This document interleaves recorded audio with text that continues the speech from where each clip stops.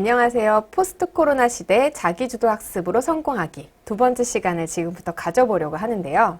제가 포스트 코로나로 인해서 여러분들이 경험하게 된 가장 큰 이 삶에서의 차이는 학습권이 이제 선생님, 학교에서 여러분에게로 돌아왔다라고 말씀을 드렸어요. 학습권이 여러분에게로 넘어왔다라고 하는 건 그만큼 여러분에게 자율성이 생겼다라는 거고요. 내가 하고 싶으면 하고 내가 하고 싶지 않으면 안 하고 주도권을 가지게 됐다는 거죠. 주도권을 가지고 있다면 이제 여러분들이 정말로 스스로 내가 이 공부를 하고 싶은가, 어떤 공부를 하고 싶은가, 어떤 방식으로 하고 싶은가를 스스로 생각해보고 결정해야 되는 시기가 왔다라는 거예요. 자기주도 학습에 대한 강의를 제가 2005년도부터 하기 시작을 했거든요. 지금부터 생각해보면 거의 15년 전이죠. 근데 제가 그 당시에 자기주도 학습에 대해서 이야기를 하고 강의를 할 때 많은 분들은 자기주도 학습을 어떻게 가르칠 수 있을까라는 목표를 가지고 오신 부모님들이 대상이었어요. 스스로 공부하는 것, 스스로를 조절해 나가며 공부하는 건 사실은 성인학습자를 위한 어떤 그 연구들에서 시작되어졌는데요. 이제는 어른이 아니라 이렇게 청소년인 여러분들에게도 스스로를 조절해 나가며 목표를 세우고 그 목표에 따른 계획을 세우고 그 계획을 실천하는 것들을 이렇게 사회에서 요구하고 있죠. 여러분들은 이제 존중받기 시작한 거예요. 여러분의 공부에서 여러분 스스로 선택하고 생각할 수 있도록. 그렇다면 그만큼 여러분들이 책임감을 가지고 나 자신을 어떻게 내가 발전시켜 나갈 것인지 고민해 보실 필요가 있는 것 같아요. 오늘은 저희가 효과적인 공부 방법에 대해서 이야기를 해볼 텐데요. 효과적인 공부 방법을 알려면 여러분들이 먼저 알아야 될 건 바로 자기 자신과 그리고 공부란 무엇인지 이 두 가지를 알아야겠죠. 나를 알고 또 이 공부가 뭔지를 알아야 저희가 이 학습에서의 위태로움을 좀 더 줄일 수 있거든요. 근데 이 공부라는 걸 제가 계속 앞서 일부 강의에서 말씀드렸지만 이 공부가 꼭 이 과목에 대한 내용, 그러니까 학교에서 배우는 학습의 내용 부분으로 한정되는 건 아니라는 걸 기억하셨으면 좋겠어요. 이 공부라는 건 여러분의 삶에서 여러분들을 발전시키거나 혹은 여러분들이 목표로 하고 있는 부분, 이 모든 것들을 다 포괄한다라고 생각을 하셨으면 좋겠고요. 자, 이렇게 내가 나를 알고 이제 공부를 알아야 우리가 이 공부에 대해서 위태로워지는 시기를 좀 줄일 수 있을 텐데, 그렇다면 과연 이 학습에서 성취는 어느 순간에 오는지 먼저 저희가 생각을 해볼게요. 학습에서의 성취는 어디에서 오는가? 공부에서의 학업 성취는 여러분들이 공부를 열심히 하고 뭔가 좀 더 몰입해서 하고 집중해서 할 때 성취가 오게 되겠죠. 그리고 이 성취는 이 두 가지의 조건이 필요해요. 첫 번째 바로 학습에 대한 하고자 하는 마음, 그리고 두 번째는 바로 그 하고자 하는 마음을 달성할 수 있는 능력. 이걸 전문 용어로 학습 동기와 학습 기술이라고 부르죠. 학습 동기와 학습 기술을 연구하는 학자들은 학생들이 어떤 마음을 가지면 동기를 더 가질 수 있고 또 어떤 방법을 사용하면 좀 더 인지적으로 효율적으로 공부할 수 있는지에 대해서 연구를 하고 있는데요. 어쨌든 중요한 건 이 두 가지가 모두 있어야 학업에서의 몰입과 성취가 일어난다는 거예요. 그럼 저희가 먼저 우리 자신을 돌아봐야겠죠? 나는 학습 동기가 높은 사람인가? 학습 동기가 낮은 사람인가? 학습 기술이 높은 사람인가? 학습 기술이 낮은 사람인가? 이런 측면에서 여러분들이 스스로를 먼저 평가하고 판단해보는 시간이 먼저 있어야 우리가 과목별로 어떤 공부 방법이 좋다고 이야기를 하더라도 나에게 필요한 것, 내가 원하는 것을 골라서 쓸 수 있겠죠. 자기주도 학습의 시작은 여러분 중심에 있어야지 돼요. 여러분이 어떤 것들을 원하고 어떤 것들을 시도해보고 싶은지 스스로 생각해보고 판단하실 수 있어야지 되거든요. 이제 여러분들이 나는 어떤 학습자인가를 생각해보고 내가 이런 학습자라면 무엇이 필요한지를 스스로에게 물어보는 시간을 잠깐 가져보도록 할게요. 아까 제가 공부를 잘하려면 좋은 성취가 있으려면 이 성취가 공부가 아니라 뭐 다른 운동일 수도 있고 또 아니면 뭐 예능에 관련된 부분일 수도 있고 뭐 게임에 대한 부분일 수도 있고 또 다른 부분이 요리에 대한 부분일 수도 있고 또 뭐 다른 부분일 수도 있죠. 여러분들이 어떤 한 부분에서 성취를 높게 갖고 몰입해서 공부하고 싶다면 이 두 가지가 필요하죠. 능력과 동기. 그리고 이런 뭔가 하고자 하는 마음과 그리고 그걸 할 수 있는 능력, 기술을 가지고 있는 것이 몰입을 가져온다라는 건 칙센트미아이라고 하는 이 학자가 몰입의 즐거움, 몰입의 발견을 통해서 누차 많이 강조했던 내용인데요. 여러분들은 어떤 유형의 사람인지 한번 보시면 좋겠어요. 나는 능력은 있지만 하기에 필요한, 예를 들면 지금 중학교의 학습을 공부하는 데 필요한 적절한 기술들은 가지고 있지만 나는 동기는 많지 않은 사람인지, 혹은 동기도 많이 있는지, 하고 싶은 마음도 많고 그거에 따른 기술도 가지고 있다면 나는 몰입형 학습자일 가능성이 높아요. 근데 만약에 나는 능력은 가지고 있는데 공부를 잘하고 싶은 마음은 없어요. 머리도 좋고 공부에 대한 뭐 이렇게 이해도도 있고 또 하라고 하는 건 잘 하고 있지만 적극적으로 내가 나서서 하거나 잘하고 싶은 마음까지 가지고 있지는 않아요. 이렇다면 이 친구들은 에너지 절약형 학습자라고 볼 수 있어요. 본인의 에너지를 다 사용해서 열성적으로 하고 있지는 않은 거죠. 그리고 이 능력, 공부를 해야 되는데 그에 따른 적절한 이전 학습의 내용을 충실하게 알고 있지 못하다라든지 아니면 학습 기술적인 부분에서의 완성도가 떨어지는 학생들도 있을 수 있죠. 근데 이런 학생들 중에도 동기를 가지고 있다면 이 친구들은 의욕이 많이 앞설 거예요. 오늘 열심히 해봐야지. 근데 막상 책을 펴면 어디서부터 해야 될지 잘 모르겠어요. 아무리 열심히 읽어도 무슨 내용인지 잘 모르겠어요. 여러분, 난 의욕 측만형 학습자일 가능성이 높아요. 그리고 만약에 내가 능력도 없고 동기도 없어요. 그렇다면 나는 아직은 뭔가 시작하지 않은 잠재된 상태의 학습자일 수 있죠. 이런 학습자의 유형에 따라서 여러분들은 앞으로 이 공부 방법을 생각하시거나 계획을 세워볼 때 어떤 부분들을 내가 좀 더 중점적으로 해야 되는지 생각해 보셔야 될 것 같은데요. 먼저 몰입형 학습자. 몰입형 학습자의 경우에는 대부분 학습에서 주도적으로 뭔가 새로운 것을 배우고 익히는 것에 흥미를 가지고 있어요. 그렇기 때문에 이런 친구들의 경우에는 다른 사람들은 어떻게 공부했는지 공부 방법을 좀 더 이렇게 읽어본다든지 아니면 뭐 대학 입학이 성공 수기라든지 아니면 이렇게 성취도가 높은 사람들은 어떤 방식으로 학습을 했는지 이런 다른 사람들의 이야기를 보시면서 좀 더 새로운 자극을 받고 그 안에 나에게 적합한 것들을 골라서 이렇게 뭔가 동기와 스킬을 같이 높여보실 수 있을 것 같아요. 근데 몰입형 학습자라고 한다면 아마 스스로 공부하는 것 자체에 대해서 혹은 어떤 부분들을 숙달해 나가는 부분에 있어서 아마 상당히 스스로에 대해서 자신감을 가지고 있을 가능성이 높고요. 이런 자신감과 유능감은 계속 이 사람을 몰입형 학습자로 남게 하죠. 아마 특별한 어떤 노력을 하지 않더라도 학업에서 어떤 목표가 있다면 그 부분들을 달성하기 위해 스스로 노력하고 애쓸 거예요. 만약에 내가 에너지 절약형 학습자이다. 그래서 학습에 대한 능력, 기술들은 분명히 잘 알고 있지만 그것들을 내가 실천하거나 뭔가 노력을 해서 좀 더 나의 어떤 능력을 발휘하는 데까지 아직 에너지는 부족하다라고 하는 분이라고 한다면 이런 경우에는 나에게 맞는 적절한 목표를 세우는 것들을 추천해 드려요. 저희가 1부에서 이야기를 나누었듯이 내가 가지고 있는 능력을 최대한 발휘할 수 있고 그것이 좀 더 이렇게 그 시너지를 발휘해서 좀 더 향상될 수 있는 이런 목표를 좀 세워보셨으면 좋겠고요. 그리고 나의 시간을 내가 잘 사용하고 있는지 한번 확인해 보시고 나의 에너지를 어디에 빼앗기고 있는지를 한번 확인해 보셨으면 좋겠어요. 아마 가정에서도 그리고 스스로도 가장 답답한 건 이 무동기, 잠재되어져 있는 학습자의 유형의 분들이 아마 가장 스스로도 답답하고 부모님도 걱정이 많으실 텐데요. 사실 저는 이렇게 동기가 없는 잠재되어져 있는 학습자들의 경우에는 이런 공부 방법이나 계획을 세우는 걸 시작하기 이전에 먼저 자기에 대한 이해부터 시작했으면 좋겠어요.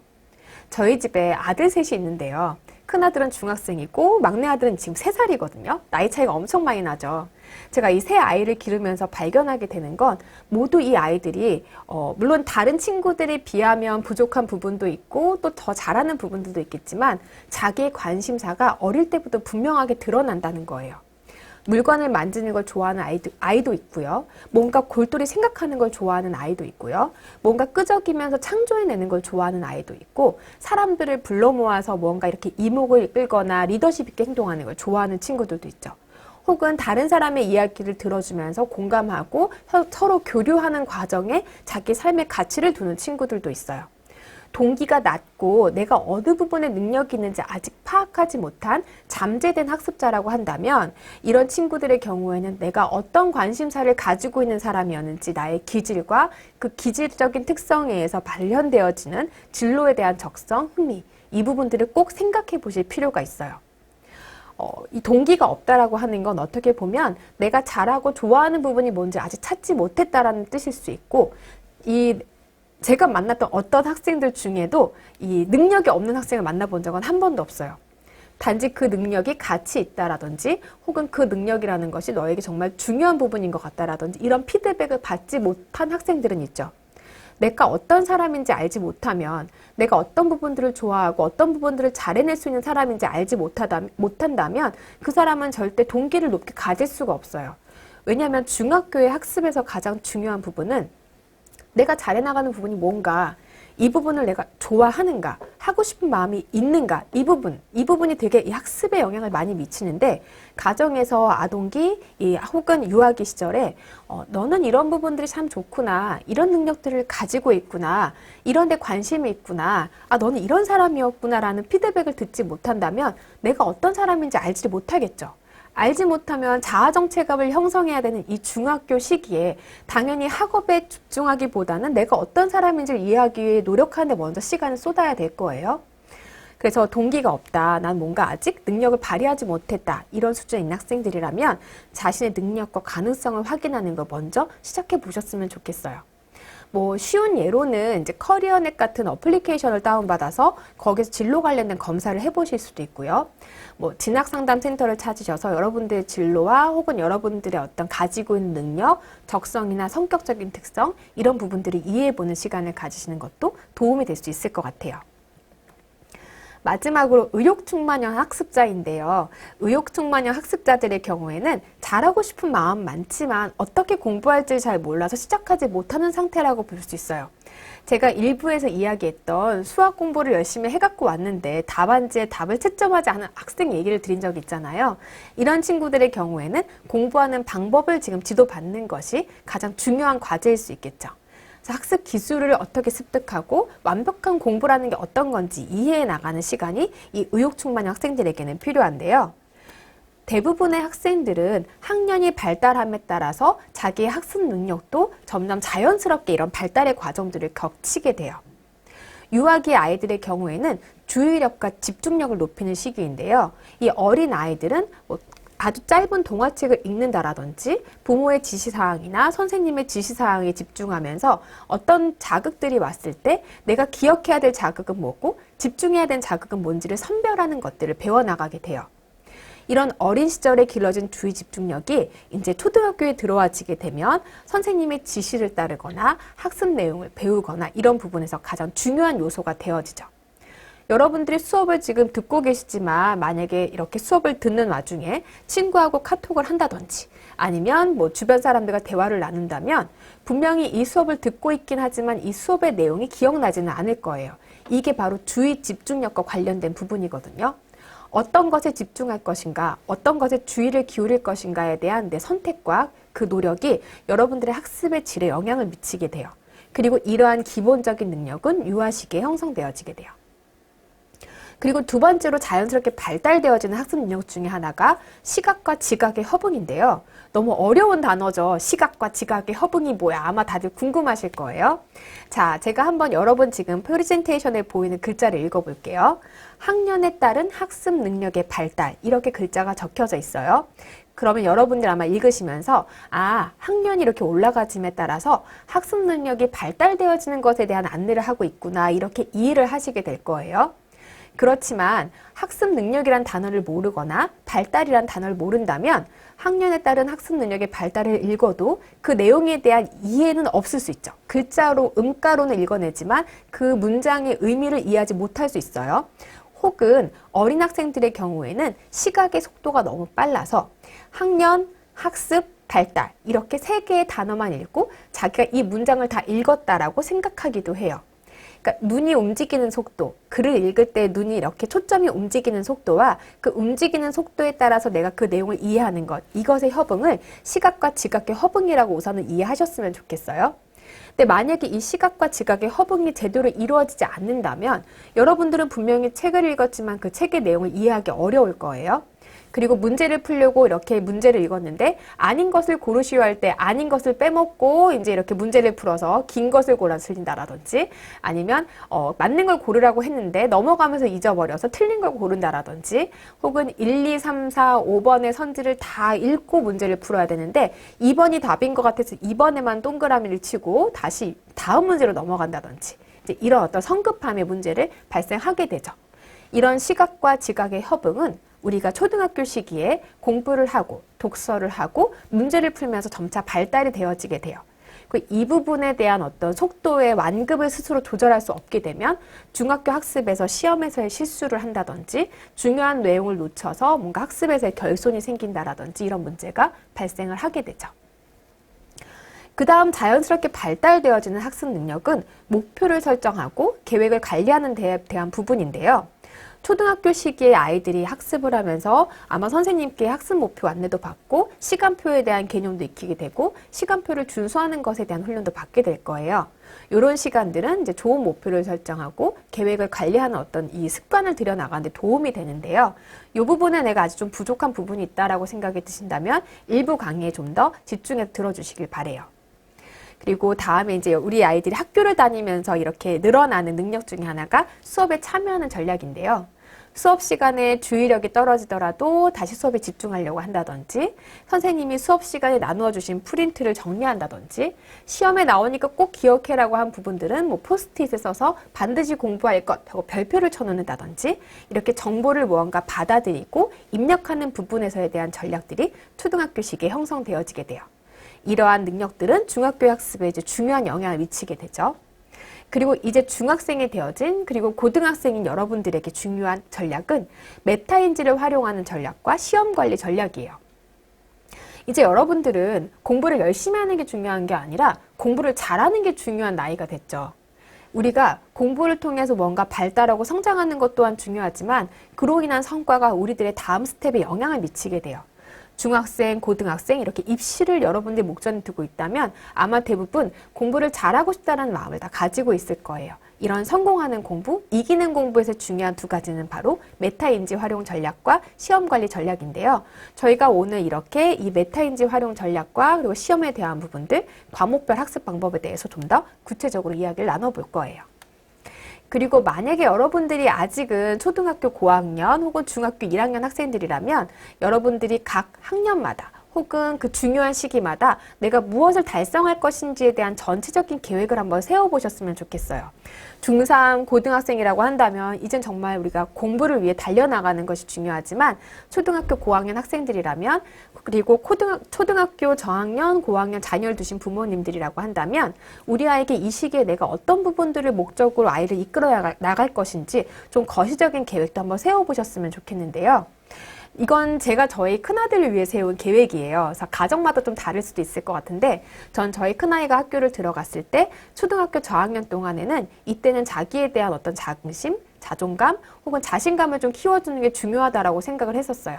그리고 이 초등학교 저학년 시기의 발달은 보통 이 운동 기능의 발달이 자기 자신에 대한 어떤 이 이해와 관련이 되어져 있기 때문에 내가 운동 기능도 좋고 학습을 할 수 있는 유능감을 가진 사람이야라 느낌을 가질 수 있도록 하는데 좀 초점을 많이 맞췄었고요.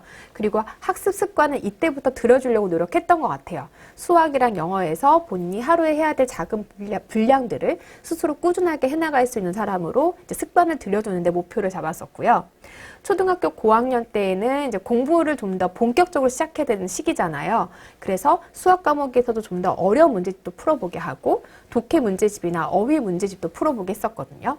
근데 아이가 공부를 함에 있어서의 부족한 부분들을 어떻게 채워나가는지를 이제 알려주는 시기였었어요. 이제 중학생이 되어졌으니까 이제 본격적으로 학습을 해야 되는데 코로나로 인해서 학교를 가지 못하고 자유학년제도 누리지 못하면서 저희 지금 중딩이는 집에서 오늘도 집에서 수업을 듣고 있는데요. 이 코로나 이후로 제가 부모님들의 학업적인 부분에서 이제 고충을 이야기하시면 초등학교 고학년 자녀의 경우에는 원격 수업으로 인한 학습 결손에 대한 것들을 좀 채우기 위해서 국어 그리고 사회 과학 과목들, 수학 과목들 이런 전체 과목들을 좀 문제를 집에서 풀려보고 부족한 부분이 있다면 연계된 이 도서들을 통해서 좀 기초 학습을 할 수 있도록 보통 많이 안내를 해드리고요. 중학교 학생들은 더 열심히 해야겠죠. 국어, 영어, 수학, 사회, 과학 이 과목 안에서 내가 원격 수업 들은 내용들을 정말로 충분히 이해했는지 이 테스트, 그러니까 문제풀이를 통해서 스스로 좀 검토해보는 걸 추천해 드려요. 이렇게 여러분들이 그 시기적인 특성에 따라 혹은 발달의 특성에 따라 이 시기에 내가 무엇이 중요한지를 생각해 보시는 게 좀 필요할 것 같고요. 이렇게 전체적으로의 계획들을 이제 여러분들이 가지고 계시다면 효과적인 공부의 완성을 위해서 이 집 모양을 좀 기억하셨으면 좋겠는데요. 이건 제 생각이에요. 제 생각에는 공부를 잘해 나가려면 이렇게 7가지의 능력을 최소한은 갖추고 7가지나 7가지는 최소한은 갖추고 있어야 된다고 생각을 하는데요. 첫 번째는 계획관리 능력이에요. 계획을 세워야 실천을 하고 실천을 해야 실력이 쌓일 수 있죠. 그래서 기본적으로 계획을 자기가 스스로 조절하고 완성해 나가고 이런 시간을 가지고 트레이닝하는 건 중요한 부분인 것 같아요. 중학교 시기에 여러분들이 이제 이 부분들을 좀 더 완성도 있게 해나간다면 고등학교 수업을 학습을 할 때는 아마 좀 더 잘 해나갈 수 있을 거라는 생각이 들고요. 그리고 이런 계획관리 능력을 바탕으로 했을 때 학업의 중요한 이 단계, 공부의 단계는 이제 뭔가 내용을 배우고 이 배운 내용을 내 거로 익힌 것을 또다시 이렇게 이 출제자의 의도에 따라 혹은 상황과 목적에 따라 인출해내는 것. 이게 공부의 주요한 3단계의 프로세스거든요. 입력하고 기억하고 그 기억한 내용들을 인출해내는 것. 이 3가지가 모두 완벽해야 우리는 좋은 성적을 받을 수 있고 또 내가 원하는 목표를 이룰 수 있어요. 네, 입력하는 단계에서의 중학교식의 중요한 학습 기술 중에 2가지를 꼽으라고 한다면 전 첫 번째 수업 참여 기술을 이제 보통 꼽는데요. 수업 시간에 선생님이 이 부분은 중요해. 시험에 꼭 나올 거야 라고 한 내용들을 기억하고 그 부분들에 대한 학습의 완성도를 높이는 건 이 성적에서의 성취를 높이는 것과 직결되어져 있겠죠. 저는 중학교 학생들, 고등학교 학생들이 내신 이제 준비를 할 때 중요한 기술, 입력의 기술로는 이 수업 참여 기술이 첫 번째로 중요하다고 생각을 하고요. 2번째로 중요한 건 정리 능력인데요. 보통 이렇게 이제 학년이 올라갈수록 과목들도 많아지고 교과서와 부교재라든지 프린트물이라든지 여러분들이 학습해야 되는 가지수가 각 과목별로 늘어나지게 될 거예요. 그러다 보니까 선생님이 주신 중요한 프린트물이 있게 된다면 그 부분들을 참고하지 않아서 시험에서 또 뭔가 손해를 보게 될 수도 있죠.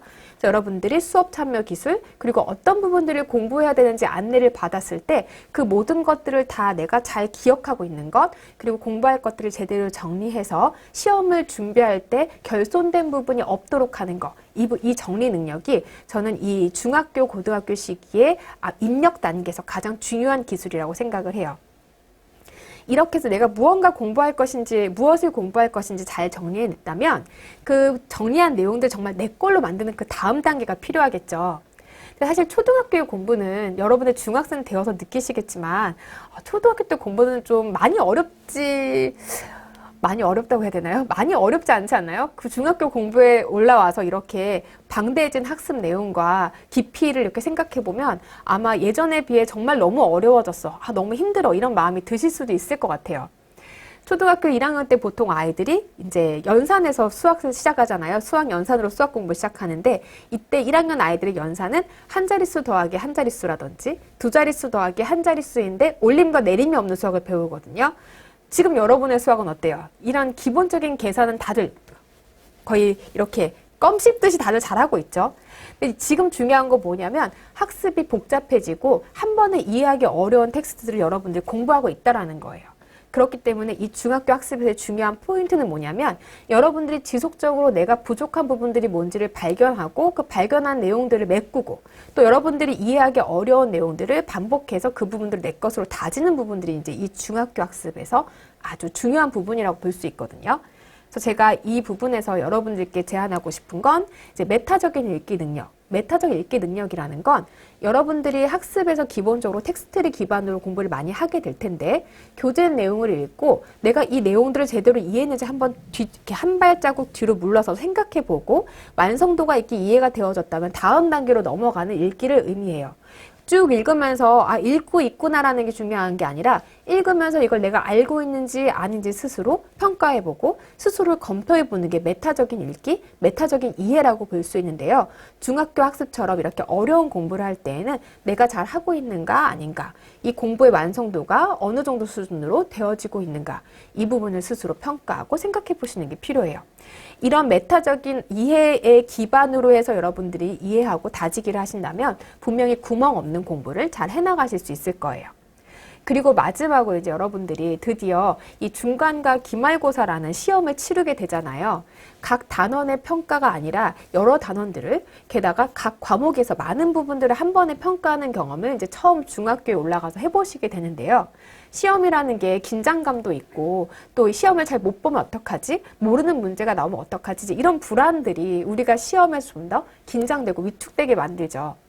제가 일부에서 이제 간단하게 언급을 했었는데 독일에서 초등학생들을 대상으로 이런 실험을 한 적이 있었어요.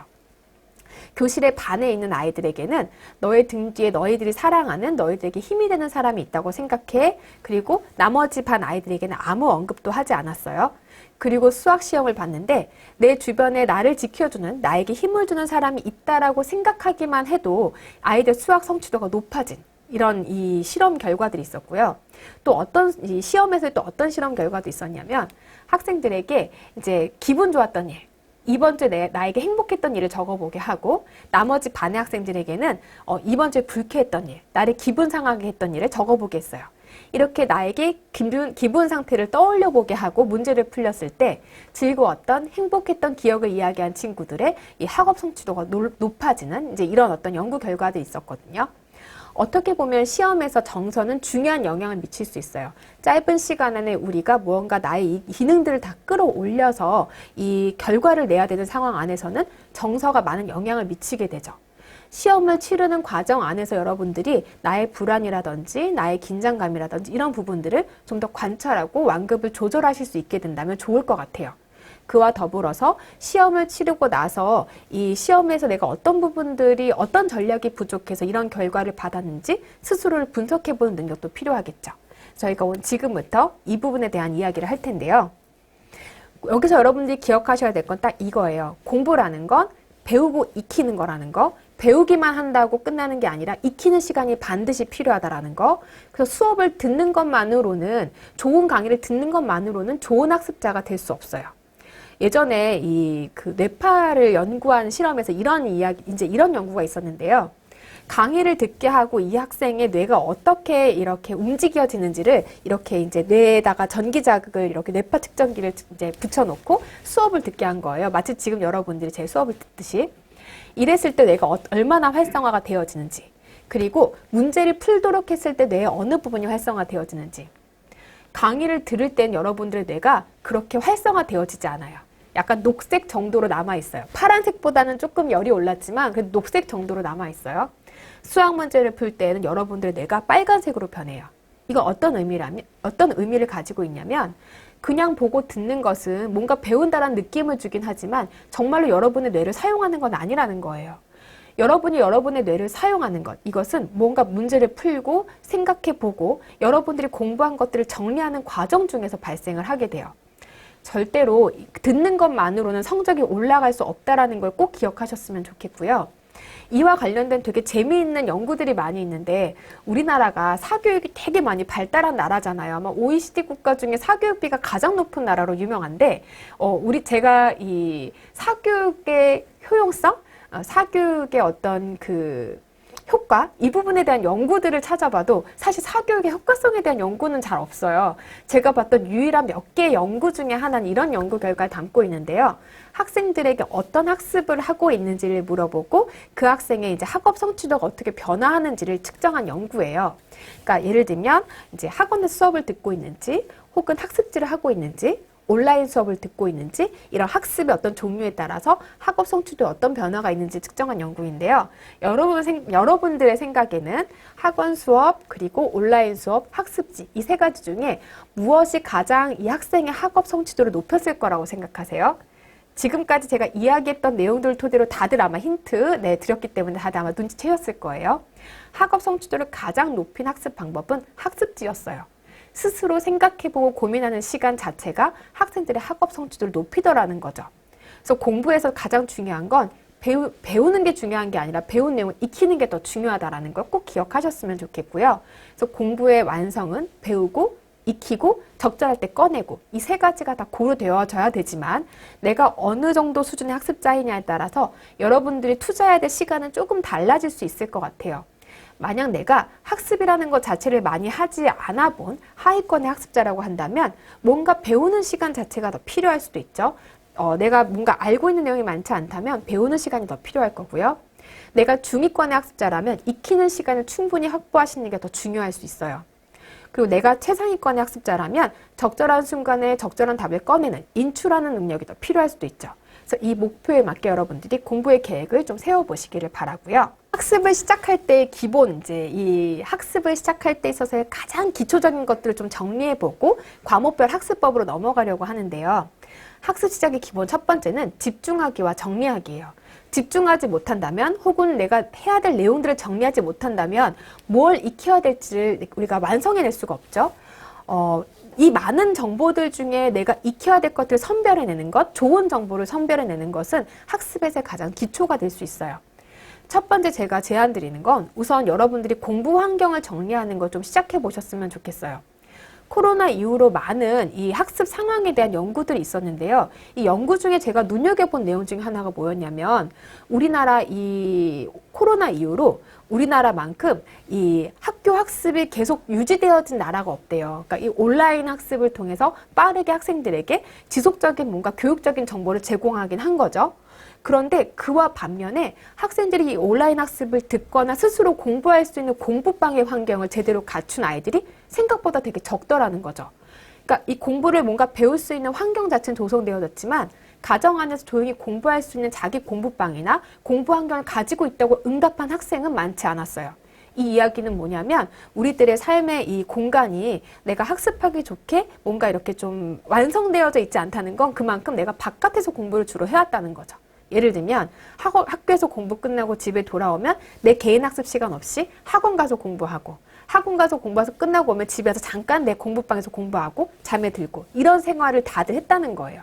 혼자 스스로 꾸준하게 공부할 수 있는 좋은 환경을 가지고 있지 못하다라는 연구 결과를 보고 이만큼 우리 아이들이 학원을 많이 다니고 있구나라고 저는 생각을 했어요. 여러분들이 집중하고 뭔가 공부에 몰입을 하고 싶다면 개인 공부할 수 있는 장소를 하나 꼭 마련하셨으면 좋겠고 이 공부방의 온도도 적절하고 주변도 좀 깨끗했으면 좋겠어요. 왜냐하면 주변이 단순해야 우리의 주의가 산만해지지 않기 때문에. 그리고 제가 또 추천해드리는 것 중에 하나가 과목별로 공부 박스를 만드는 건데요. 이제 파일 박스를 하나씩 사셔서 국어 공부 박스, 영어 공부 박스, 수학 공부 박스를 만들어 놓는 거예요. 그래서 공부할 때 뭐 교재 찾고 답안지 찾고 펜 찾고 이렇게 하지 마시고 이 공부 박스 안에 내가 국어 공부를 할 거야라고 마음 먹으면 필요한 모든 것들을 넣어두는 거죠. 문제집, 답지, 뭐 혹은 빨간 펜, 뭐 연필, 지우개 모든 것들 다 넣어놓고 공부하려고 한다면 그 박스만 딱 꺼내놓고 공부를 바로 할 수 있게 준비하는데 시간이 많이 들지 않도록 정리해 두시는 걸 추천해요. 그리고 우리가 집중을 잘하려면 우리의 뇌도 적절한 휴식이 필요해요. 되도록이면 휴식 시간과 공부 시간을 적절하게 자기의 어떤 이 생체 리듬에 맞게 배분을 하셨으면 좋겠는데요.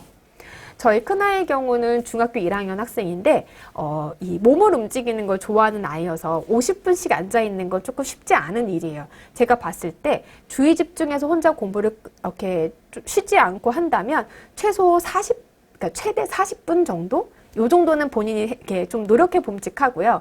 대부분 20분 정도가 지나면 집중력이 좀 떨어지는 모습을 보이거든요. 저희 큰아이는 이제 공부의 학습의 목표가 20분 정도로 계획이 맞춰져 있어요. 예를 들면 수학 문제집에 3장을 풀고 문제집에 답을 맞추고 틀린 것을 고치고 이게 30분 안에 이루어지도록 그리고 수학 문제를 푸는 이 지속된 시간은 20분을 넘지 않도록 자기 계획이 세워져 있는데 물론 이렇게 수학을 20분만 공부하는 건 아니에요. 문제집을 바꿔서 다시 한번 그 시리즈들을 해요. 그러니까 적어도 이 수학 공부하는 데 40분 정도의 문제풀이 시간, 개념을 이해하고 문제풀이하는 시간을 갖고 채점하고 오답을 체크하고 이런 시간을 다 가지면 수학이 보통 자기 학습 시간을 1시간 정도 가지고 있거든요. 이렇게 휴식과 공부의 시간의 배분을 자기 생체 리듬에 맞게 계획하시는 것도 여러분들이 좀 더 학습에서의 몰입도를 높이는 데 도움이 될 수 있어요. 그리고 제가 구글 타이머라고 이름이 붙여져 있는 시계를 이제 여기에 이렇게 사진으로 올려놨는데요. 이 타이머가 정말 이름이 구글 타이머는 아니에요. 근데 구글에서 이 직원들의 생산성과 이 집중도를 높이기 위해서 사용했다고 해서 이름이 구글 타이머라고 별칭이 붙었는데요. 이 타이머를 시간에 맞춰 놓으면 최대 60분까지 맞춰 놓으면 이 빨간색의 시간이 줄어들면서 0분이 되어지면 이제 이 벨이 울려요. 그래서 60분이 지나갔구나라는 걸 알 수 있는데 이 벨이 울릴 때까지는 다른 활동을 하지 않고 내가 목적을 하기로 한 그 일만 하도록 집중해 보는 거죠. 그래서 이 구글 타이머를 활용해서 공부 시간엔 공부만, 휴식 시간엔 휴식만 이렇게 내가 목적으로 한 바대로 습관 한번 들여보시는 걸 추천해 드리고요. 공부가 만약에 마음을 먹고 열심히 하려고 자리에 앉았는데 집중도 잘 되지 않고 뭔가 진도도 나가지 않아요. 이런 경우에는 공부는 피라미드 모양이라는 걸 꼭 기억하셨으면 좋겠어요. 잘 안 되면 이전 단계로 내려가면 돼요. 이전 단계에서 다시 시작해서 지금 단계로 올라오면 되기 때문에 지금 내가 3학년 중3인데 어떻게 중1 거래요, 중2 거래요 이렇게 생각하지 마시고 이 공부의 연계표를 보고 나에게 부족한 부분을 찾아서 메꾸고 지금 단계로 올라오시길 바라거든요. 그래서 만약에 이렇게 수학 과목에서 기존에 했던 내용들이 잘 기억나지 않아서 학습에 대한 몰입도가 떨어진다면 뭐 중학수학사전 이렇게 검색하셔서 수학 연계표를 한번 확인해 보시기를 바라요. 그리고 공부를 할 때 중요한 거, 멀티태스킹을 절대 하시면 안 돼요. 여러분들은 음악을 들으면서 공부를 하면 내가 좀 더 집중이 잘 된다 하실 수도 있지만 여러분이 정말 집중하는 순간에는 귀에서 음악이 들리지 않을 거예요. 한번 여러분들의 내면을 잘 관찰해 보시기 바래요. 그리고 학습을 시작한 데 있어서 기본, 두 번째 기둥이 익히기와 다지기에 대한 기둥이었잖아요. 익히기와 다지기에서의 첫 번째 1단계는 뭐냐면 기본적으로 우리가 그 내용이 뭔지를 알아야 그 내용을 익힐 수 있어요. 학습의 기본은 바로 어휘예요. 여러분들이 내가 어휘가 부족해서 학습에서의 내용들을 이해하거나 완성해내는데 좀 어려움이 있다 하시는 경우에는 어휘집을 통해서 여러분들의 어휘력을 높이시는 걸 추천하고요. 어휘력을 가지고 있는지 아닌지 평가해보고 싶으시면 중학교 여러분들의 교재에 이렇게 자습서에 나와져 있는 단어 부분에 단어만 보고 그 뜻을 말로 스스로 한번 설명해 보세요. 그 어휘에 대한 단어의 뜻을 내가 말로 설명을 유창하게 할 수 있다면 여러분들은 어휘력을 적절하게 갖춘 사람이고요. 그 어휘를 알 듯 말 듯한데 설명을 구체적으로 하긴 못하겠어요 라고 한다면 여러분은 그 어휘를 알고 있다라고 볼 수 없어요. 어휘에 대한 이해도는 그 뜻을 내가 명확하게 설명할 수 있을 정도로 알고 있어야 진정한 내 것이거든요. 그래서 어휘가 부족하다고 한다면 사자성어도 좋고 속담도 좋아요. 그리고 중학교 기본 어휘력에 관련된 책들 하나를 구비하셔서 방학 기간에 이 어휘들을 이건 무슨 뜻이에요 라고 내가 말할 수 있을 정도로 숙달되게 여러 번 반복해서 학습해 보시기를 추천해 드리고요. 그 다음에 익히기와 다지기에서 중학교 학생들이 주로 놓치는 포인트가 있어요. 그게 뭐냐면 바로 도표, 그래프, 사파, 그리고 교재에 이렇게 강조한 내용들 혹은 요약된 거, 보충자료. 보통 이런 것들은 본문이 아니기 때문에 스킵하고 넘어가는 친구들이 많아요. 학습의 효율성을 높이기 위해서 그렇겠죠. 그 효율성은 본인만의 효율성이에요. 반드시 꼭 이 도표, 그래프, 사파, 강조문, 요약문 다 모두 내 공부할 양이 들어가진다는 거 기억하셨으면 좋겠어요. 수능 시험을 볼 때 여러분들이 왜 그렇게 문제는 몇 개 안 되는 장수 왜 이렇게 많지? 수능 문제집 보시면요. 그림과 그래프 혹은 뭐 도표 이런 것도 정말 많이 나오거든요. 이런 도표에서의 어떤 내용들을 추론해내고 거기서의 의미를 찾아내는 건 여러분들이 중학교 시기에 분명히 갈고 닦아야 되는 중요한 어떤 이 능력 중에 하나예요.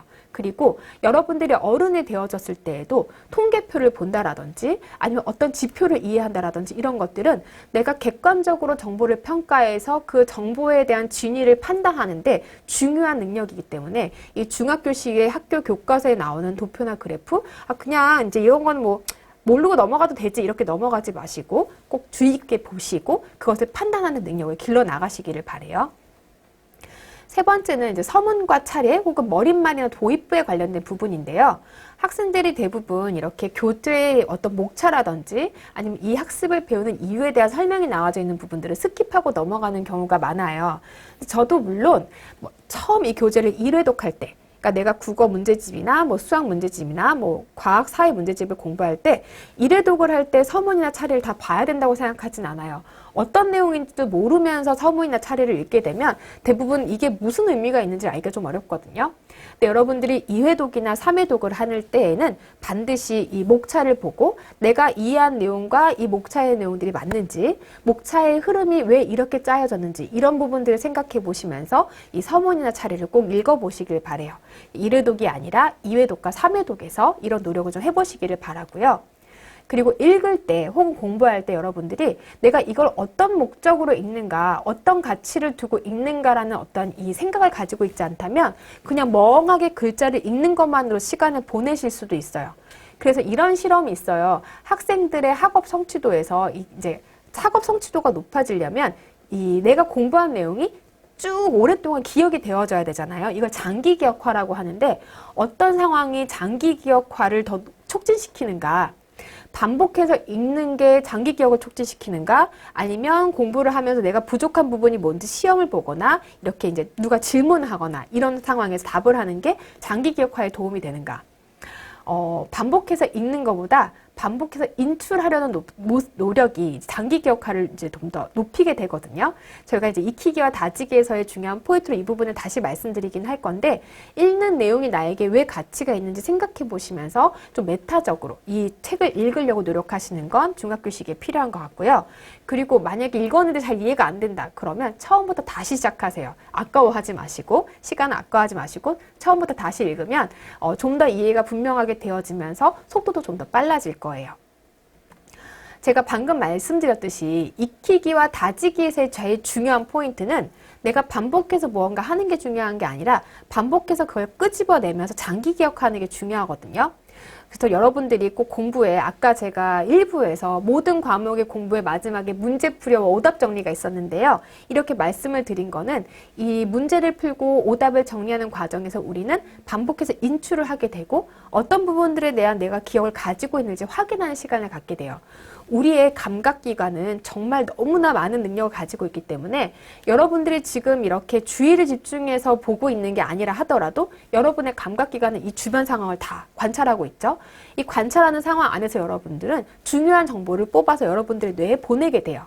이 뽑아낸 뇌의 정보들은 다 잘 기억이 단기 기억으로 저장이 되어지고 이 단기 기억의 내용들이 여러분들이 뭐 스토리를 입히거나 아니면 기억을 반복하게 된다면 장기 기억으로 여러분들의 기억이 넘어가게 되죠. 근데 여러분들이 커다란 기억의 저장고에 여러분들의 기억들을 하나씩 다 숨겨놨다고 생각해 보세요. 어디에 숨겨놨는지 알아야 그 기억을 꺼낼 수가 있겠죠. 그러니까 장기 기억으로 넘어가지만 그 기억은 절대 잊혀지지 않지만 내가 어디에 저장해 두었는지에 대한 그 가는 길을 잊어버린다면 우린 그 기억을 인출해낼 수가 없게 돼요. 그래서 장기 기억에, 그러니까 공부한 내용들을 내가 계속 가지고 있고 유지하기 위해서 가장 중요한 건 여러 번 보고 이해하는 게 중요한 게 아니라 어디에 숨겨놨는지를 내가 그 길을 계속 기억하는 것, 지도를 가지고 있는 게 중요해요. 그래서 익히기와 다지기에서의 포인트는 여러 번 보는 게 중요한 게 아니라 어디에 저장해 놨는지를 계속 인출하는 게 중요하다라는 거. 그래서 제가 이 부분을 보면서 생각했어요. 아, 그래서 양치기가 있구나. 왜 우리가 양을 막 많이 문제를 풀어가지고 학업의 숙달을 높이는 시기가 있잖아요. 이렇게 계속 문제를 풀어서 내가 어디에 저장했는지를 명확하게 기억하고 나면 그 기억의 길이 쉽게 잊혀지지 않는 거죠. 그리고 오답 노트를 반드시 쓰셔야 된다라는 거. 그리고 이제 메타인지에 대한 내용으로 넘어가 보려고 하는데요. 여러분들이 뭔가 내가 공부할 내용들을 잘 정리해서 해야 될 내용들을 완성했다면 그 내용들을 내가 익히고 이해하고 그리고 내가 제대로 했는지 확인하는 거. 이 메타인지 능력을 통해서 여러분들의 학습 과정을 조율해 나가는 건 중요한 포인트이겠죠. 예전에 이런 실험이 있었어요. 앞에 있는 단어들 여러분도 한번 읽어보시겠어요? 변호사, 초인종, 비행기, 깡통, 컴퓨터, 마법사. 연관이 없는 단어들을 30개 정도 학생들에게 이렇게 읽어주고요. 이 단어를 얼마나 많이 기억하고 있는지 학생들에게 다시 인출해 보겠어요. 상위 0.1%의 능력을 가지고 있는 학업 성취도를 가지고 있는 학생과 일반 학생 중에 이 30개의 의미 없는 단어들을 누가 더 많이 외우고 있었을까요? 누가 더 많이 외웠을 것 같으세요? 똑똑한 애가 더 많이 외웠을까요? 사실 암기한 개수는 상위 0.1% 학생과 일반 학생 그닥 다르지 않았어요. 우리가 순간적으로 집중해서 기억을 하는 것은 인간이 몸에 가지고 있는, 뇌가 가지고 있는 기본적인 한계가 있기 때문에 외우는 개수 자체 사실 차이가 나지 않았는데요. 어느 부분에서 차이가 났었냐면 바로 이 부분이에요. 본인이 기억하고 있는 단어의 개수를 예측해 보겠을 때 상위 0.1% 학생들의 경우에는 내가 알고 있을 거라고 예상한 개수, 단어의 개수와 회상한 단어의 개수가 훨씬 더 일치하더라는 거죠. 이게 바로 메타인지 능력이에요. 내가 어떤 부분들을 얼마나 알고 있는지를 명확하게 알고 있는 것. 이게 내가 그 다음 학습에서 어떤 부분들에 중점을 맞춰야 될지를 평가하고 알려줄 수 있는 어떤 기준이 되죠. 그래서 여러분들이 이 메타인지 능력을 지금부터 길러나가시는 게 성공적인 학습에서 중요한 포인트인데요. 메타인지란 나는 뭐를 알고 있고 뭐를 모르고 있는지를 스스로 찾아내고 모르는 부분들을 보완해 나가는 능력이에요. 제가 메타인지를 활용할 수 있는 몇 가지의 전략들을 여러분들께 지금부터 안내해 드리려고 하는데요. 가장 첫 번째 방법은 여러분들이 학습한 다음에 학습한 내용을 마인드맵으로 그려보시는 거예요. 요즘 초등학교 교과서를 보면 교과서의 그 단원의 뒤편에 어떤 내용들을 학습했는지 마인드맵의 그림이 들어가져 있거든요. 그런 것처럼 여러분들도 한 단원이 끝나면 그 단어의 중심 주제 혹은 그 가장 큰 목차를 중심으로 해서 공부한 내용들의 마인드맵을 그려보시는 거죠. 그렇다면 그 부분에 잘 적혀지는 부분도 있고 잘 진도가 나가지 않는 부분도 있겠죠. 이런 걸 통해서 여러분들이 여러분에게 부족한 학습 부분들을 찾아 나가실 수 있어요. 그리고 오늘 공부한 내용들 그리고 혹은 학교에서 학습을 한 다음에 이런 생각을 해보시는 것도 도움이 돼요.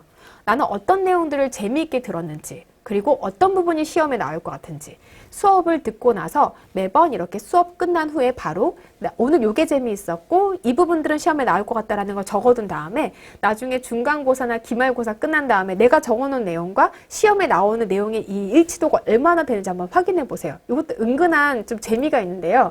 내가 선생님이 설명하시는 내용들 중에서 중요한 부분들을 잘 파악할 수 있는가? 그리고 이런 선생님이 중요하다라고 강조하는 부분은 뭘까라는 생각만으로도 우리의 메타 인지 능력을 높일 수 있어요.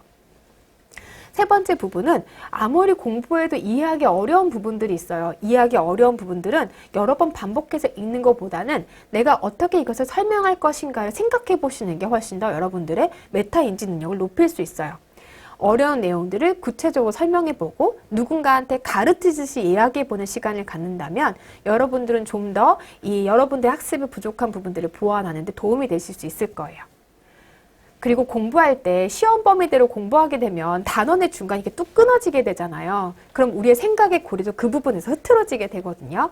학습을 할 때는 꼭 단원 단위로 학습을 하셨으면 좋겠고요. 또 하나 좋은 방법은 목차를 보고 내용을 설명하는 건데요. 제가 예전에 학습 컨설팅을 할 때 만났던 전교 1등 학생 중에 이걸로 정석을 공부하는 학생이 있었어요. 실력 정석을 목차만 보면서 저한테 개념을 계속 설명하면 자기가 개념 설명하는 거 빠뜨리지 않는지 봐달라고 정말 저에게는 아주 고행의 시간이었거든요. 근데 그렇게 해나가는 그 학생이 좀 대견해 보이기도 했어요. 여러분에게 실력 정석을 막 목차를 보고 내용 설명할 만큼 공부해야 된다고 이야기하는 건 아니지만 여러분이 목표로 한 교재 내용 안에서는 그렇게 해내실 수 있기를 바라고요. 지금부터 과목별 학습 방법에 대해서 이야기를 하고 저희 오늘 수업을 이제 마무리하려고 하는데요. 과목별로는 각 학습의 내용들이 큰 줄기들이 있어요. 예를 들면 국어라는 과목 안에는 시도 있고 소설도 있고 논설문도 있고 설명문도 있고 또 문법적인 부분들에 대한 학습도 있죠. 근데 시라고 한다면 소설과는 좀 다른 부분의 학습의 포인트가 있고요. 논설문이라면 이 시와는 또 다른 부분의 학습 포인트가 있죠. 문법도 마찬가지예요. 문법은 또 다른 부분의 학습 포인트가 있어요. 그래서 요즘에는 학생들이 공부하기 쉽게 중학교의 시의 부분을 따로 공부할 수 있는 책, 논설문을 공부할 수 있는 책, 문법을 공부할 수 있는 책들이 따로 나오게 되죠. 그래서 여러분들이 이 5가지 영역에서 내가 좀 부족한 부분이 있다면 그 부분에 대한 어떤 교재를 하나 고르셔서 방학 기간에 그 부분들을 보완해내는 걸 추천드려요. 이번에 저희 중학교 1학년 저희 아들도 문법 문제집을 한번 풀어보는 게 저의 이제 제안하려고 하는 제 어떤 목표 중에 하나인데요. 시, 소설, 논설, 설명, 문법 이렇게 5가지 영역 중에 나는 어떤 걸 잘하고 있고 어떤 부분들을 어려워하는지 생각해 보시고 각 그 항목에 맞는 학습법들을 찾아서 공부를 하셔야지 돼요. 수학의 경우에는 연산도 있고 규칙성을 찾는 것, 문자에서 어떤 식을 추론해내는 거, 뭐 함수, 도형 여러 가지 분야들이 있죠. 이 부분에서도 여러분들이 각 영역마다 내가 어떤 부분들을 어려워하고 또 어떤 공부 방법을 했을 때 좀 더 적절하게 잘 먹히는지를 좀 스스로 관찰해 보실 필요가 있어요. 영어의 경우에 문법 공부 방법, 어휘 공부 방법, 독해 듣기 공부 방법 다 다를 수 있죠. 사회와 과학 과목도 마찬가지인데요. 오늘은 이 모든 걸 다 알아볼 수는 없기 때문에 제가 각 과목별로 학생들이 가장 궁금해하고 또 학습을 이제 막 시작하려는 학생들에게 도움이 될 만한 팁들을 중심으로 안내를 좀 해드리려고 해요. 첫 번째는 이제 국어 과목인데요. 국어 과목에서 1등급을 받으려면 이제 가장 중요한 건 글에 대한 이해도가 있어야지 돼요. 그래서 내가 3등급이야. 그러니까 국어 공부를 잘 하지 못한다. 국어를 좋아하지 않는다라고 하는 경우에는 글을 분석하고 글을 이해하는 이해도를 높여야 되는데요. 그러기 위해 반드시 갖춰야 되는 능력은 독해력과 어휘력이에요. 내가 독해력과 어휘력이 부족하다면 이 부분에 관련된 교재를 구매하셔서 독해력 관련된 문제집을 한 권 이상 꾸준히 풀어보시는 걸 추천해 드리고요. 그리고 이 글을 내가 이해할 수 있는 기본기는 되어졌다라고 한다면 이제 글의 종류에 따른 특징을 공부하셔야지 되는데요. 요건 제가 다음 이 슬라이드에서 좀 더 자세하게 안내를 드릴게요. 그리고 글의 종류에 따른 글의 특징에 대해서 공부를 했다면 이제 문제에 따라서 여러분들이 문제를 풀이하는 문제풀이 능력을 길러야겠죠. 문제풀이 능력이 길러진다면 기출문제를 풀어보고 부족한 부분들 보완한다면 여러분들은 아마 좀 더 좋은 국어 영역에서 좋은 성취도를 아마 받으실 수 있게 될 거예요. 근데 여러분들 중학교 학습자라고 한다면 저는 이 부분에서 가장 중요한 포인트가 글을 분석하는 것과 글을 이해하기 위한 독해력과 어휘력을 갖추는 것과 동시에 글의 종류에 따른 특징을 이해하는 것. 이 두 가지가 중학교 시기에 해야 되는 가장 중요한 부분이라고 생각을 하는데요. 글의 종류에 따른 특징들은 여러분들이 그 각 시, 소설, 설명문, 논설문 이 글의 종류에 따라서 반드시 이 학교의 선생님이 안내해 주신 내용 혹은 여러분들의 자습서에 앞에 나와 있는 설명들을 달달달달 영어 단어 암기하듯이 암기해 두시는 거를 중학교 과정 안에 추천해 드려요. 예를 들면 주장하는 글, 논설문에는 글쓴이의 주장이 담긴 글이죠. 그리고 이 주장이 얼마나 타당한지를 알아보기 위해서 이제 이 논설문을 평가하는 여러 가지 방법들을 선생님들이 안내를 해주세요. 예를 들면 근거의 타당성을 밝히는 방법, 논리 전개 방식에 오류는 없는지, 혹은 글쓴이가 이야기한 이 글의 사실에 대한 부분과 그 사실을 토대로 주장한 부분들을 구분할 수 있는지 이런 몇 가지의 어떤 과정들을 선생님들이 안내를 해주실 텐데 이 내용들을 여러분들이 지금 잘 알고 계신다면 논설문이 나올 때마다 여러분들이 이 정보를 활용하실 수 있을 거예요. 글의 내용은 바뀐다 하더라도 논설문을 읽는 방식에 대한 기술을 여러분들이 가지시게 되는 거죠. 그러면 중학교뿐만 아니라 고등학교에 올라갔을 때에도 여러분들이 이 논설문을 공부하는 데 있어서의 어려움은 크게 없으실 거예요. 중요한 건 중학교 시기에는 글의 종류에 따른 이 특징을 반드시 익혀둬야 된다는 걸 기억하시고요. 저는 학생들한테 어떻게 공부시켰냐면 한 단어 이제 그 교재 한 학기 문제집이 끝나면 글의 종류가 이제 단원마다 다르잖아요. 그 단원의 첫 페이지에 이런 그 종류에 따른 설명들이 나와지니까 그걸 다 가위로 오려서 이렇게 단권화 시켰어요. 조그만 이렇게 얇은 책자로 만들어서 방학 기간에 그거를 이제 암기시키고 이제 잘 암기했는지 물어보고 마인드맵을 그려보게 하고 이런 식으로 이제 공부를 시켰었어요. 그래서 이 글의 종류에 따른 특징 반드시 여러분들이 기억하고 익혀두시기를 중학교 시기에 추천해 드리고요. 두 번째는 이제 영어 과목인데요. 영어는 이제 만약에 영어를 내가 이제 시작해 보려고 한다. 단어가 영어 공부의 8알이에요. 만약에 여러분들이 영어에서 어떻게 시작을 해야 될지 모르겠다고 하시면 어휘장에서 시작하기를 이제 추천해 드리고요. 단어장을 쉬운 것에서 좀 더 어려운 것을 점점 이렇게 발전시켜서 암기하시기를 바래요. 수능에서 필요한 단어가 만약에 이 정도 있다면 우리는 이 정도 단어로 독해를 할 수가 없어요. 우리는 더 많은 단어들을 알고 있어야 내가 모르는 단어가 여기 나오더라도 추론해서 그 문장을 익힐 수가 있거든요. 그래서 어휘 공부는 아무리 많이 하더라도 절대 아깝지 않다라는 거. 영어에서의 단어 공부 꼭 반드시 하셔야지 되고요.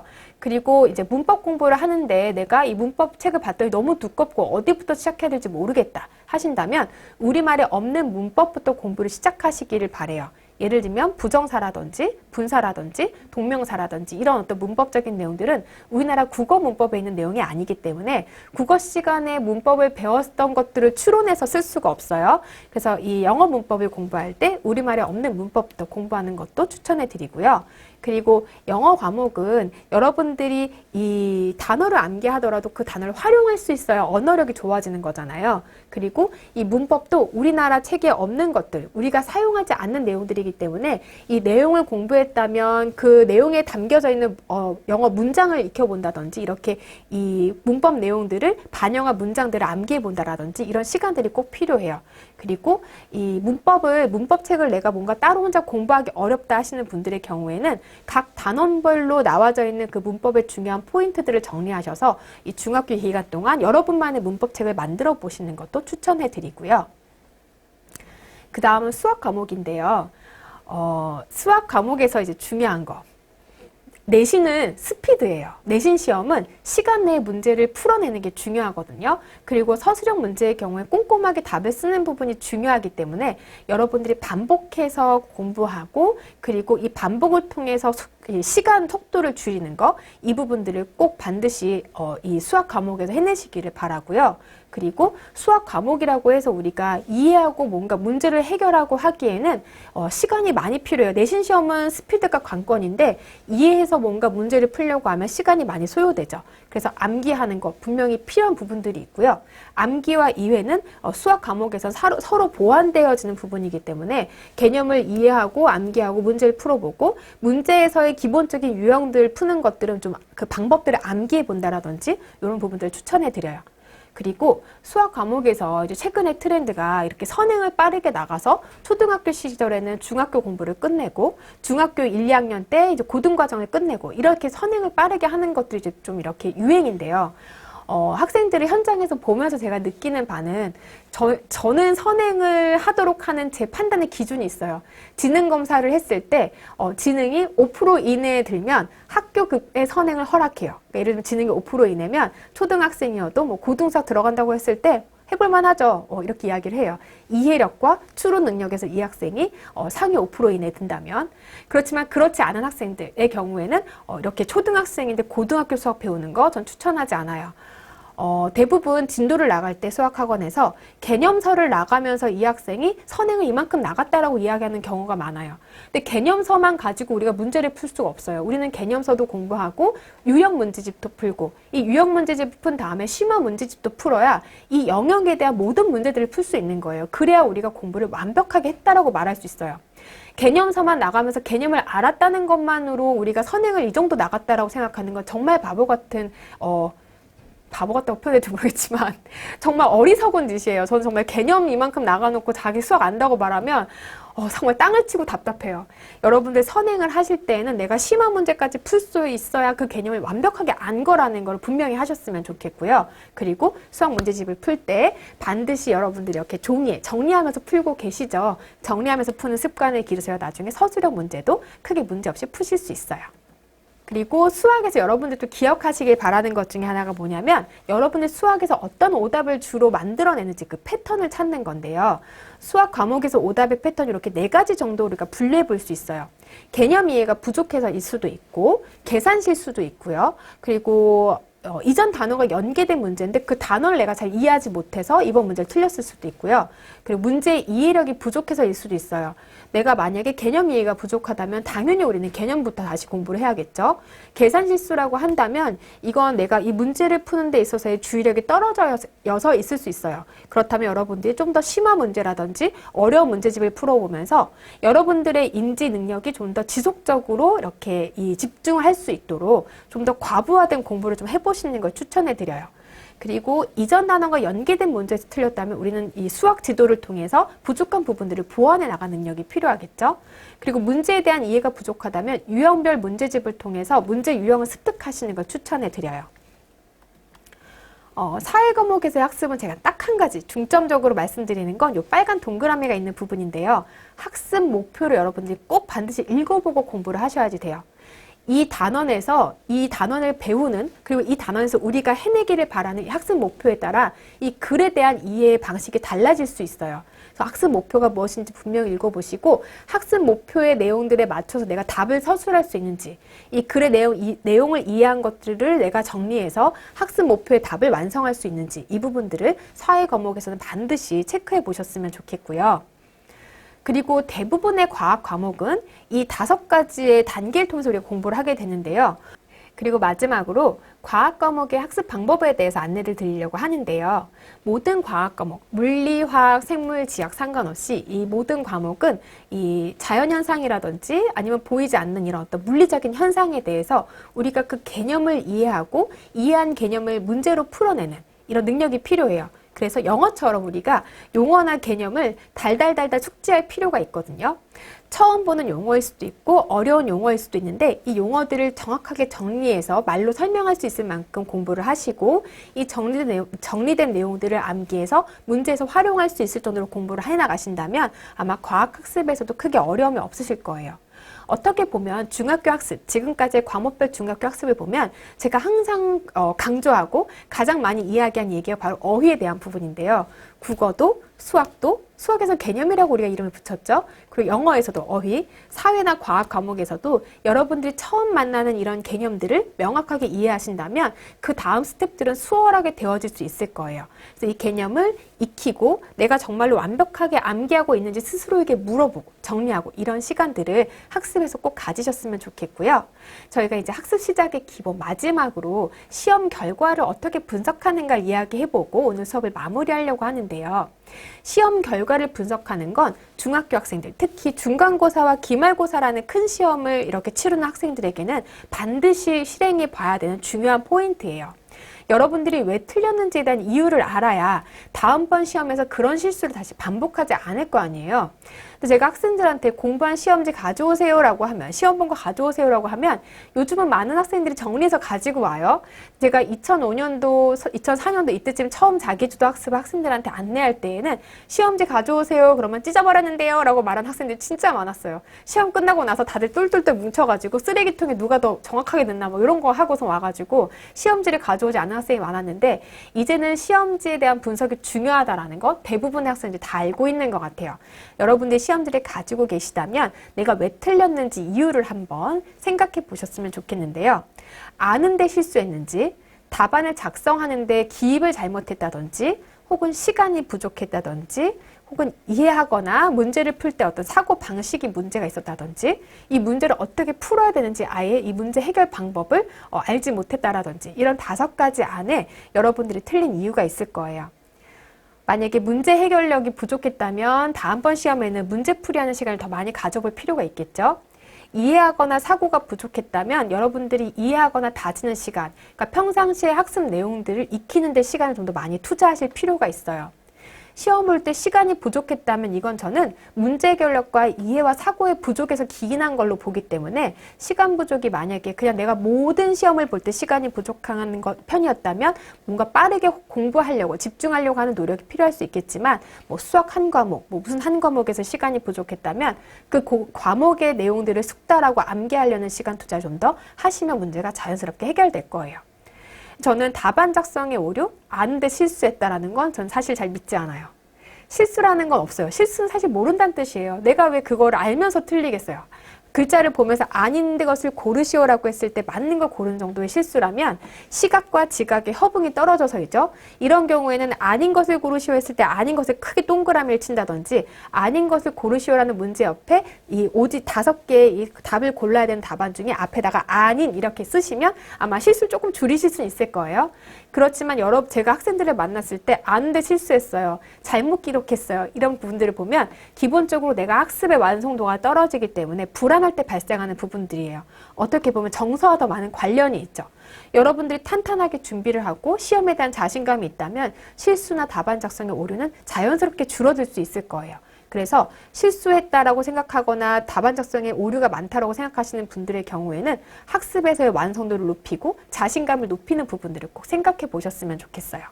저희가 지금까지 학습 플랜을 짜는 방법과 그리고 과목별 학습법 그리고 학습에서의 기본기 이 부분들을 이야기하는 시간을 가졌는데요. 코로나 이후로 가정에서 혼자 학습하는 시간이 많아진 학생들에게 도움이 되는 강의였기를 바라고요.